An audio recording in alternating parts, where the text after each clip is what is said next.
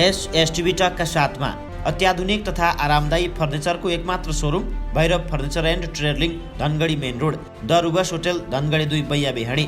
सुदूरपश्चिमकै अत्याधुनिक सुविधा सम्पन्न अस्पताल निसर्ग हस्पिटल तथा रिसर्च सेन्टर प्राली Dhangadhi Asanpur. Reliable Nepal Life Insurance Limited. Reliable forever. Gyaneshwar Kathmandu. Hotel Flora Dhangadhi 3 Chatakpur. Padma अस्पताल प्राली Attariya Kailali. Iris trade and suppliers Godavari नगरपालिका 5 गेटा कैलाली। प्रोप्राइटर परशुराम राणा। वाजिद सिरक गद्दा पसल मेन रोड चौराहा धनगढी। नयाँ स्टाइलको कपाल काट्ने एकमात्र स्थान JS hair dresser SPA road Dhangadhi. Proprietor Kalamuddin र कुतबुद्दिन सलमानी। दर्शक महानुभावहरू नमस्कार। एसटिभी टकमा यहाँहरूलाई स्वागत छ। एसटिभी टकमा समसामयिक विषयवस्तुमा केन्द्रित रहेर हामी कुराकानी गर्दै आएका छौँ। खास गरी पछिल्लो समय देशमा राजनीतिक माहौल परिवर्तन भएसँगै यसका विषयमा पनि केन्द्रित रहेर कुराकानी गरिरहेका छौँ। सरकारले संसद विघटन गरिसकेपछि प्रधानमन्त्री केपी शर्मा ओलीले त्यसका विरुद्धमा अन्य राजनीतिक दलहरू पनि आन्दोलन गरिरहेका छन् भने खास गरी सत्तारूढ पार्टीकै एक घटकले सडक सङ्घर्ष गरिरहेको छ। संसद विघटन भइसकेपछि अब संसद फेरि पुनर्स्थापना हुन्छ भन्ने एक थरीको छ भने प्रधानमन्त्रीले आफै अब संसद पुनर्स्थापना हुँदैन र निर्वाचनको मिति घोषणा भइसकेको छ र अब देश निर्वाचनमा गइसक्यो, अब निर्वाचन हुन्छ भनिरहँदा एक थरी नेकपा अध्यक्षकै प्रचण्ड र खास गरी माधव नेपाल समूह सडक सङ्घर्षमा भइरहँदा अब चाहिँ के हुन्छ भन्ने आम जनतामा एक किसिमको अन्यलता छ भने पछिल्ला समय दिन प्रतिदिन सडक आन्दोलनहरू भइरहेका छन्। आज यही विषयमा केन्द्रित रहेर हामी कुराकानी गर्नेछौँ र हामीसँग हुनुहुन्छ नेकपाका युवा नेता सुरेन्द्र बस्नेत। म ढिलो नगरी उहाँलाई कार्यक्रममा स्वागत गर्न चाहन्छु। स्वागत छ। हजुर, धन्यवाद। खास गरी पछिल्लो समय देशमा राजनीतिक माहौल अलि फेरिएको छ। लामो समयसम्म स्थिर रहेको राजनीति एकाएक नयाँ मोडमा आइपुग्यो। खास किन यस्तो भयो जस्तो लाग्छ? सरकारले संसद विघटन गरिसकेपछि तपाईँहरू अब लगभग 2 गुट नै भइसक्नुभयो। निर्वाचनमा जाँदाखेरि नेकपाले 2/3 बहुमत पायो, 2 पार्टी एक भएर चुनावमा जानुभयो, तर बिचमा यस्तो किन भयो? अहिले नेपाली तपाईँले जे प्रश्न उठाउनु भयो यो नेपाली जनताको प्रश्न हो भन्ने मलाई लाग्छ। हाम्रो प्रधानमन्त्री केपी शर्मा ओलीले यस्तो कदम किन चाल्नुभयो? आज आम नेकपा जनको प्रश्न यो हो, आज आम नेपाली जनताको प्रश्न यो हो। यो देशको भलो चाहने, यो देशमा राजनीतिक स्थिरता चाहने, शान्ति चाहने, विकास चाहने, समृद्धि चाहने तमाम नेपाली जनताको प्रश्न हो यो कि प्रधानमन्त्री केपी ओलीले किन यस्तो गर्नु? उहाँलाई जनताले 2/3 नजिकको बहुमत नेकपालाई जनताले दिएका हुन् र उहाँले त्यसको नेतृत्व गर्ने अवसर पाउनुभएको थियो। जनताले 2/3 दिएर के गलत गरे भनेर अब जाने हो? सबै निर्वाचनहरू उत्तिकै सान्दर्भिक हुन्छन् मलाई यस्तो लाग्दैन। इतिहासमा राजा महाराजाहरूले पनि कतिपय निर्वाचनका नाटकहरू मञ्चन गर्ने दुश्चेष्टा गरेका थिए। कमल थापाको नगर निर्वाचनको नौटङ्की पनि हामीलाई स्मरण छ। निर्वाचनको निरपेक्ष रूपमा हामी विरोधी होइनौँ। एउटा लोकतन्त्रमा विश्वास राख्ने राजनीतिक दल, त्यसका नेता कार्यकर्ताहरू निर्वाचनमा जानुपर्छ। तर यो अहिले वैशाखमा गर्ने भनेर भनिएको निर्वाचन यो कुनै गर्नका निम्ति आयोजना गरिएको निर्वाचन होइन। टोपबहादुर रायमाझी जो उपप्रधानमन्त्री भइसक्नु भएको मान्छे हुनुहुन्छ, उहाँ जस्ता मान्छेहरू 3 महिना 4 महिनाको लागि म्यादी मन्त्री खान पक्कै जाने थिएनन्। यदि 3 महिनामै चुनाव हुने भन्ने उहाँहरू लागेको भए चुनाव नगराउने, चुनावको नारा रटिरहने तर साँचो अर्थमा चुनाव नगराउने प्रपञ्चका साथ षड्यन्त्रका तानाबानाहरू बुन्दै उहाँहरू सत्ताको आयु लम्ब्याउनका निम्ति केवल सार्वजनिक खपतको रूपमा मात्रै चुनाव भनेको हुनाले यो चुनावको नौटङ्की हामीलाई मन्जुर छैन। नम्बर 1 कुरा। नम्बर 2 कुरा, केपी ओलीले चालेको यो कदम असंवैधानिक छ, अलोकतान्त्रिक छ र चाहिँ यो प्रतिगमनतिर फर्किएको छ। यसले परिवर्तनका मूल्यहरूलाई सङ्कटमा पारेको छ। यो देश र जनताको विरुद्धमा छ। यो नेपाली जनताले यस अगाडि 2074 सालमा दिएको अभिमतको पनि विरुद्धमा छ। त्यसो भएको हुनाले यो असंवैधानिक कदमका विरुद्धमा हामी सडकमा उत्रिएका छौँ र हामी निरन्तर सङ्घर्ष र आन्दोलनमा पनि छौँ। प्रधानमन्त्री केपी शर्मा ओलीले भनिराख्नु भएको छ सडकमा गएर कुर्लिरहनुको कुनै अर्थ छैन।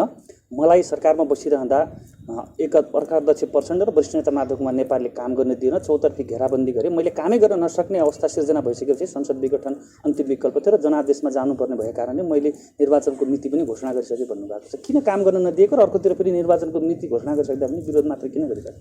होइन, हुन त प्रधानमन्त्री केपी शर्मा ओली एउटा बेजोडको हास्यव्यङ्ग्यको कलाकार जस्तो पनि कहिलेकाहीँ लाग्छ मलाई। मेरो देशको प्रधानमन्त्रीलाई यसो भन्नमा मलाई मजा छैन, म माफी चाहन्छु। तर उहाँका अभिव्यक्ति हेरौँ भने यति हल्का, यति तल्लो स्तरका, यति हास्य रसले भरिएका र यति हल्का फुल्का विषयवस्तु उहाँले टिप्पणी गर्नुहुन्छ नि, यसले आम नेपालीको शिर समेत झुक्ने काम गर्छ। अब भन्नुहुन्छ कि मलाई काम गर्न दिएन, उहाँलाई काम गर्न कसले दिएन? यदि उहाँलाई त चाहिँ सिङ्गो नेकपाले सर्वसम्मत रूपमा संसदीय दलको नेता जिताएर प्रधानमन्त्री चाहिँ चलाउनुहोस् भनेर भने हो नि त। र उहाँलाई अझ साँच्चीकै भन्नुहुन्छ भने अढाई वर्ष आधा कार्यकाल कमरेड प्रचण्ड र कमरेड केपीले खाने लिखित सम्झौतै थियो। तर प्रचण्ड कमरेडको तर्फबाट ल 5 वर्ष तपाईँले नै चलाउनुहोस् भनेर भनिएको हो नि त, होइन? तर यसको अर्थ यो होइन कि उहाँलाई जे मन लाग्यो त्यही गर्नुपर्ने, उहाँले पार्टीलाई टेर्दै नटेर्नु पर्ने, उहाँले कुनै सुशासन दिन नपर्ने, उहाँले जे गरे पनि हुने, जसो गरे पनि हुने, उहाँले बहुलट्ठी पूर्ण ढङ्गले चाहिँ मन परि चाहिँ तन्त्रका हिसाबले चाहिँ एउटा सर्वसत्तावादी ढङ्गले शासन चलाउने, राज्यका संवैधानिक अङ्गका विभिन्न संवैधानिक निकायका नियुक्तिहरूमा चाहिँ उहाँले भस्मासुर प्रवृत्तिका आधारमा चाहिँ मन लाग्ने नियुक्ति गर्ने के उहाँलाई यसो गर्नका निम्ति त म्यान्डेट दिएको होइन। त्यसैले काम गर्न दिएन भनेर भन्नुहुन्छ भने यसको मतलब यो हो कि उहाँलाई संसदका केही प्रश्नहरू थिए, सांसदहरूका, उहाँलाई पार्टीभित्र उहाँलाई प्रधानमन्त्री बनाउने पार्टीका सदस्यहरूका प्रश्नहरू थिए नि त। यी प्रश्नहरूको त उहाँले जवाब दिनु पर्यो नि। या त प्रधानमन्त्रीले ती सबैलाई आश्वस्त पार्नु पर्यो, ती सबैलाई विश्वस्त पार्नु पर्यो, कन्भिन्स गर्नु पर्यो। यदि लोकतन्त्रमा दलभित्रको लोकतन्त्रमा पनि दल बाहिरको लोकतन्त्रमा पनि त्यही हो नि।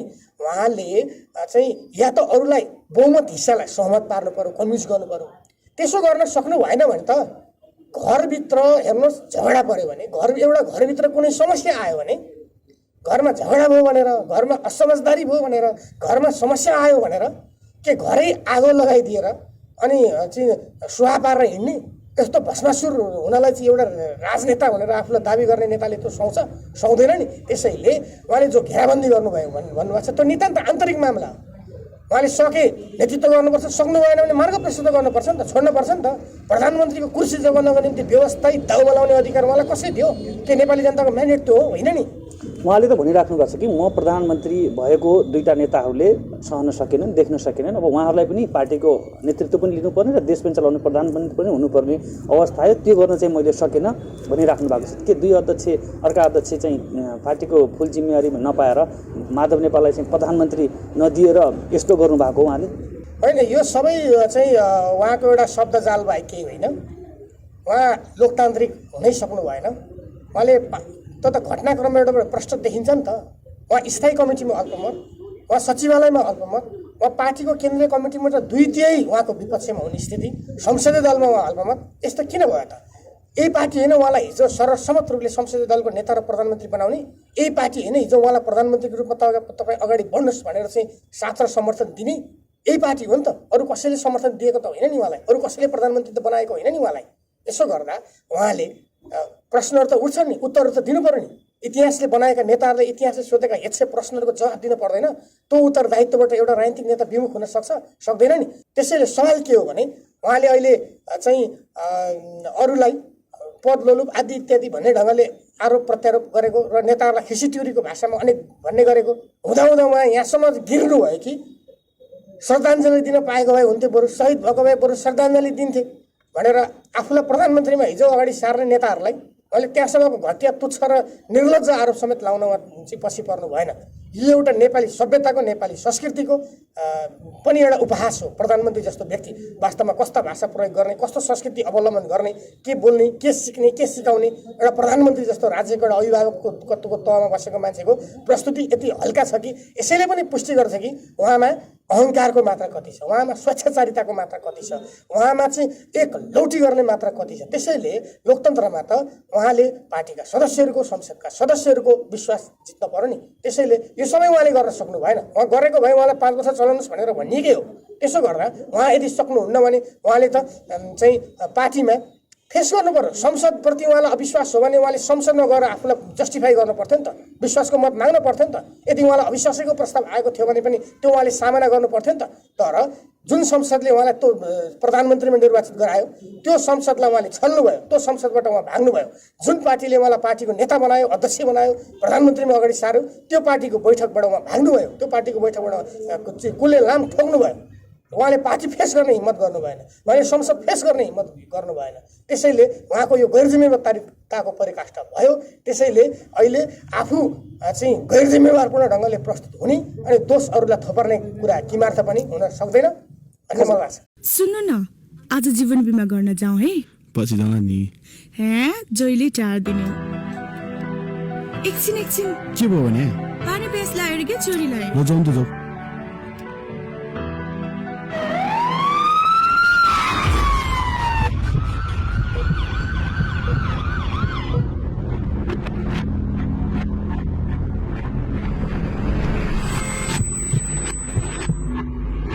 बजाऊ पहिला रिलायबल जाउँ। किन? जीवन बिमा गर्न। के भयो आज?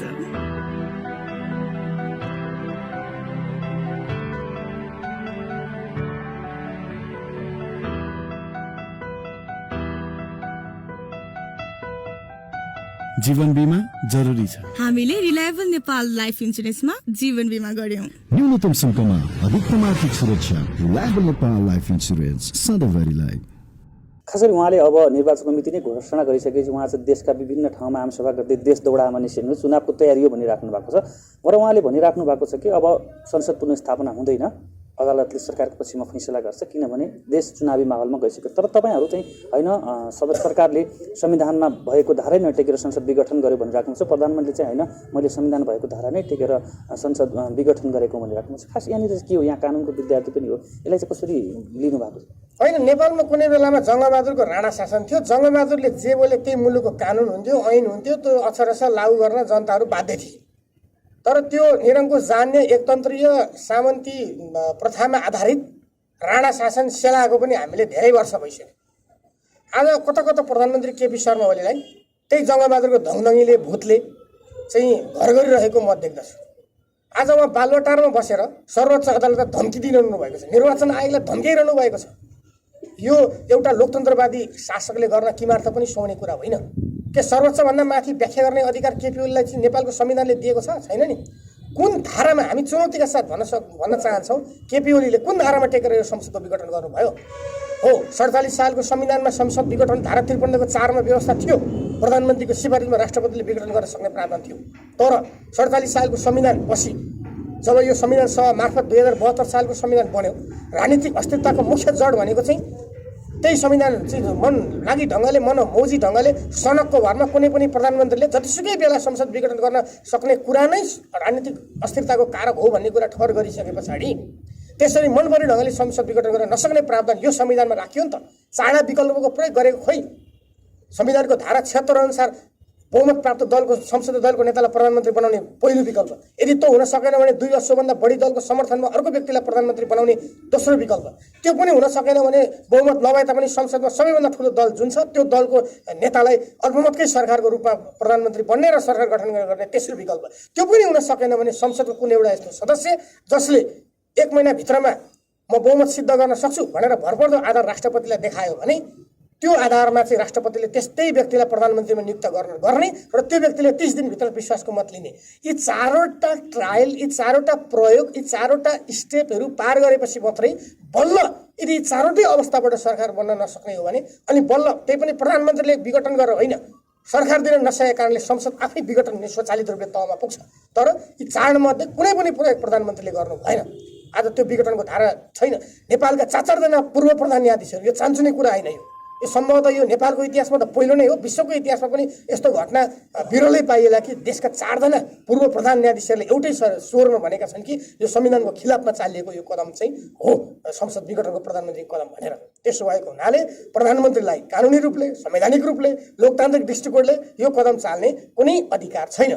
खास गरी यहाँनिर अब यो त एक फेरि अब अदालतले यसको निर्णय त आउला, अब अदालतको अन्तिम फैसला आउन बाँकी नै छ। यहाँहरू चाहिँ अब खास गरी सडक आन्दोलनमा गइसक्नु भएको छ, दिन प्रतिदिन सडक सङ्घर्ष गरिराख्नु भएको छ। के हुन्छ यहाँहरूको अन्तिम माग चाहिँ अब कहाँसम्म हुन्छ? सरकार चाहिँ एक थरी निर्वाचनको तयारीमा गइरहने, अब होइन यो संवैधानिक रूपमा नै मैले संसद विघटन गरेँ भयो भनेर प्रधानमन्त्रीले विभिन्न ठाउँमा भाषण गर्दै गइराख्नु भएको छ। तपाईँहरू चाहिँ होइन यो असंवैधानिक भयो भनेर सडक आन्दोलन गरिरहेको छ, कसरी यसको निकास निस्किन्छ त? के हुन्छ र अन्तिम? होइन, सबैभन्दा ठुलो अदालत भनेको, अन्तिम अदालत भनेको जनताको अदालत हो र हामी अहिले जनतामा गएका छौँ।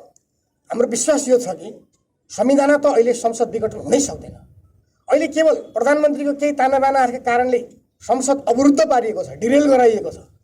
यसमा केही न केही अवरोध र व्यवधान त खडा भएको छ। तर साँचो अर्थमा संविधान बमोजिम अहिलेको संसद विघटन हुनै सक्दैन र यो विघटन भएकै छैन भन्ने हाम्रो ठहर हो। यद्यपि त्यो विषय अहिले अदालतमा पुगेको छ र एक प्रकारले विचाराधीन पनि छ। हामी राजनीतिक पार्टी हुनुको नाताले, राजनीतिक दल हुनुको नाताले हामी आफ्नो राजनीतिक कुरा त गर्छौँ नै। हामी आशा गर्छौँ स्वतन्त्र अदालतले निष्पक्ष फैसला दिनेछ, हाम्रो त आशा हो, हाम्रो त भरोसा पनि हो। तर सँगसँगै यो राजनीतिक विषय पनि भएको हुँदा हामीले आफ्नो राजनीतिक विषय त सडकमा लिएर जान्छौँ नै। इतिहासमा उदाहरण छ नि त, जस्तो तपाईँले हेऱ्यौँ भने अदालतले तत्कालीन रूपमा चाहिँ शेरबहादुर देउवाले 58 सालमा विघटन संसदले गर्दै गर्दा त्यसलाई अदालतले सदरै गरेको थियो तत्कालको निम्ति। हामीले एउटा घटना बिर्सन हुँदैन। तर त्यस पछाडि लोकतन्त्र अपहरित भयो। निरङ्कुशताका सत्ताको बुटले लोकतन्त्रलाई चाहिँ अपहरण गर्ने काम गर्यो। त्यसपछि आन्दोलनको ज्वारबाट सल्कियो, देशव्यापी रूपमा जनआन्दोलनको एउटा दोस्रो जनआन्दोलनको रूपमा त्यो विकसित भयो। सर्वोच्च अदालतले सदर गरेको विघटनलाई समेत पनि जनताको अदालतले त्यसपछि पुनर्स्थापित गरेर चाहिँ संसद पुनर्स्थापना भएको इतिहासबाट नै यो संविधानको अध्याय सुरु भएको सम्म इतिहास छ। यद्यपि त्यस्ता इतिहासले खास कालखण्डमा मात्रै घट्ने गर्दछन्। त्यो एउटा आन्दोलनको जगमा त्यस्तो हुने गर्छ। त्यस्तो अवस्था पनि अहिले यो त होइन। त्यसैले हामी विश्वास गर्दछौँ असंवैधानिक ढङ्गले विघटन गरिएको कुरालाई सर्वोच्च अदालतले खारेज गर्नेछ। हामीले सर्वोच्चलाई कुनै दबाब दिन, धम्की दिन वा प्रभावमा पार्न खोजेको विषय नै होइन। हामी त अहिले सडकमा छौँ। अघि सुरुमा तपाईँले सत्तारूढ नेकपा भन्नुभयो, अहिले हामी त्यसमा पनि होइनौँ। अहिले सत्तारूढ नेकपाको रूपमा अल्पमत पक्षका केही झुन्डहरू सत्ताको भजन कीर्तन गरेर सत्ताको भत्ता खाइ महिमत्ता भएर केही सुन्ड मुसुन्डहरूको झुन्ड लिएर अहिले चुनावको तयारीको आवरणभित्र अहिले गुटबन्दीपूर्ण ढङ्गले अहिले सत्ताको दुरुपयोग गरेर केही मान्छेलाई दिग्भ्रमित पार्न सकिन्छ कि भनेर एक थरी मान्छेहरू दौडधुप गरिरहनु भएको छ। हामी त्यसलाई त हेरिरहेका छौँ। तर जनताको साँच्चै आन्दोलनको ज्वारबाट सल्किसके पछाडि हामीले सत्यको पक्ष लिएका छौँ, हामीले न्यायको पक्ष लिएका छौँ। त्यसैले हामीले जित्छौँ भन्ने हामीलाई पूर्ण रूपमा विश्वास छ। हामी अन्ततको त चुनावबाट हामी जाने नै हो। तर यो वैशाखमा चुनाव हुन सक्दैन। त्यस ढङ्गको सरकारको तयारी पनि देखिँदैन। यो संविधान सभाको यो संसदको कार्यकाल 5 वर्ष हो। 5 वर्ष यसले आफ्नो कार्यकाल पुरा गर्न पाउनुपर्छ। यो संसद पुनर्स्थापना हुनुपर्छ। संसदको पुनर्स्थापना भयो भने मात्रै यो प्रतिगमन सचिन्छ। त्यसैले हामी यो संसद पुनर्स्थापना नहुँदासम्म हाम्रो आन्दोलन जारी राख्छौँ र चाहिँ हाम्रो सङ्घर्ष अविरल रूपले अगाडि बढ्छ। तपाईँले जस्तो चुनावमा जान्छौँ भनिरहँदा प्रधानमन्त्रीले के भनिराख्नु छ, उहाँले 2 अङ्कको सिट 10 सिटभन्दा बढी कहीँ पनि जित्नुहुन्न, त्यही भएर उहाँ चुनावदेखि डराइराख्नु भएको छ तपाईँले आरोप लगाइरहेको खास त्यस्तै हो। देशभरिको माहौलले तपाईँलाई 10 सिटभन्दा पनि बढ्न दिने अवस्था छ तपाईँहरूको। होइन, केपी शर्मा ओलीको निर्वाचन क्षेत्रको म पनि एउटा मतदाता हुँ। यो गत निर्वाचनमा उहाँको कतिपय कार्यक्रममा मैले पनि भाषण गरेर जनतासँग भोट मागेको छु र म आफैले पनि भोट हालेको छु। हामीले उहाँलाई भोट यो भस्मासुर प्रवृत्ति गर्नका निम्ति हाम्रो भोटलाई उहाँले जसरी लाइसेन्स बनाउनु भयो, उहाँलाई त म्यान्डेट छैन। हामी त फिर्ता मागिरहेको छौँ हाम्रो भोटहरू। हाम्रो भोट संसद विघटनका निम्ति थिएन। हाम्रो भोट संविधानलाई चाहिँ पक्षघात पार्नका निम्ति थिएन। हाम्रो भोट मुलुकका परिवर्तनका उपलब्धिहरूलाई सङ्कटमा पार्नका निम्ति थिएन।